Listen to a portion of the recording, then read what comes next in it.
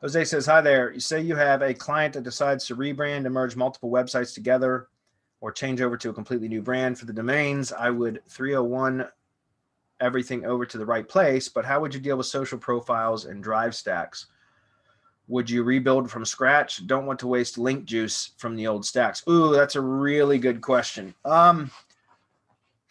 Well, with the drive stacks, remember, if you're 301ing the target, the original site URLs to the new one, that you consolidated everything, right? So the other domains that were now all redirected to the new one. So what I'm saying is the drive stacks are going to be targeting, if you had drive stacks built for these other brands or these other domains, right, that were pointing to those domains, and now those domains are 301 to the new money site, then all of that link flow is still going to be going through that redirect to the new money site.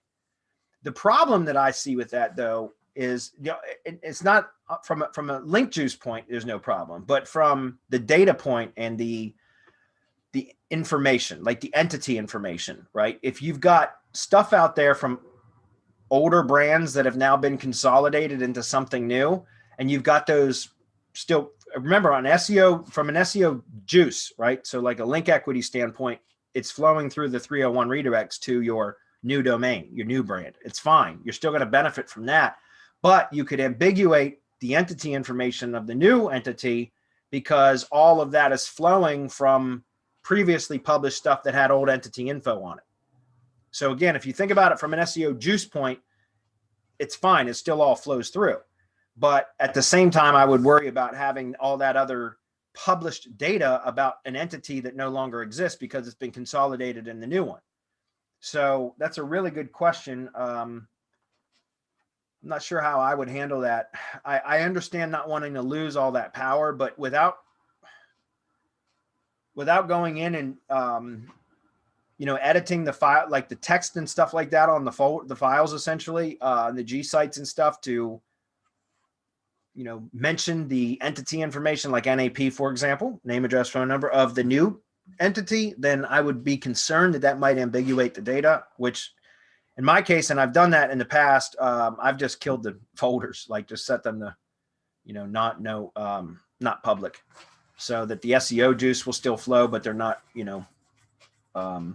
being indexed and all that kind of stuff. So I don't know. That's the way that I've done it in the past, was I've just set the folders to, private, essentially. But gone in, but again, it's either that or kill it altogether. But I understand not wanting to waste the juice. But at the same time, if you want to keep them public, then you'd have to go in and actually edit all. And from what I know, I would want to go in and edit all of the, published data about the old entity and update it with the new. And that would be a shit ton of work. There's no question about that. That's how I would do it. Would I rebuild from scratch? Yeah, I would have a new drive stack built for the new brand, the consolidated brand. Absolutely.